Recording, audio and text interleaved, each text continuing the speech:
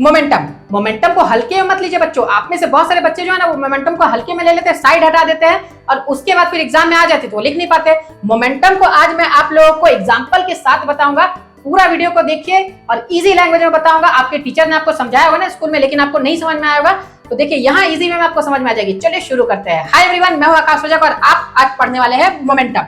Momentum जो होती है ना, the product of mass and velocity. तो मास और वेलोसिटी के प्रोडक्ट को हम लोग मोमेंटम बोलते हैं। मोमेंटम जो है वो P से डिनोट किया जाता है, P is equal to m into V, यानी momentum is equal to mass into velocity.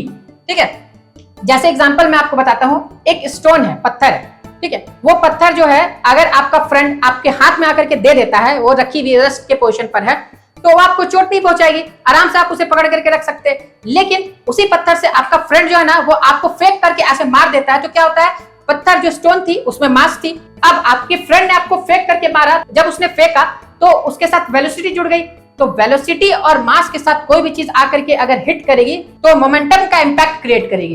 ठीक है, तो मोमेंटम के साथ वो आपको लग रहा है तो इसीलिए आपको चोट लग जाती है।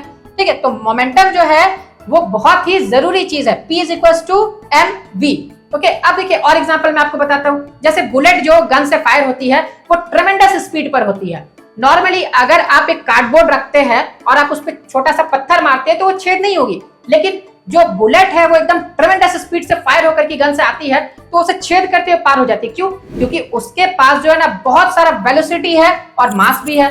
तो मास इंटू वेलोसिटी ये क्या हो जाती है, मोमेंटम हो जाती है। तो मोमेंटम का इंपैक्ट जो है ना बहुत ही गहरा हो जाता है वहां पर। ठीक है, तो मोमेंटम का इंपैक्ट जो है ना बहुत मायने रखता है डे टू डे लाइफ में। अब एक और एग्जांपल मैं आप लोगों को दे देता हूं, जैसे क्रिकेट आप देखते ही होंगे, क्रिकेट में क्या होता है कि जो कैच करते रहते हैं वो अपने हैंड्स को इस तरीके से पीछे करके कैच करते हैं। क्यों करते हैं? क्योंकि मोमेंटम कम हो जाए, मोमेंटम का इंपैक्ट कम हो जाए और उनको चोट कम लगे। अगर वो इस तरीके से डायरेक्टली कैच कर लेंगे ना तो क्या होगा कि उनके हाथ में ज्यादा चोट लगेगी, क्योंकि क्या होता है वो सडनली रेस्ट पर आ जाएगी बॉल और इस कारण से मोमेंटम का इंपैक्ट जो है बहुत गहरा हो जाएगा। लेकिन अगर वो हैंड्स को पीछे करते हुए बॉल को रोकेंगे तो क्या होगा, वेलोसिटी जो है वो धीरे धीरे डिक्रीज होगी और ये डिक्रीज होगी तो ये भी मोमेंटम भी डिक्रीज होगी, क्योंकि मोमेंटम जो है वो डायरेक्टली प्रोपोर्शनल है वेलोसिटी से।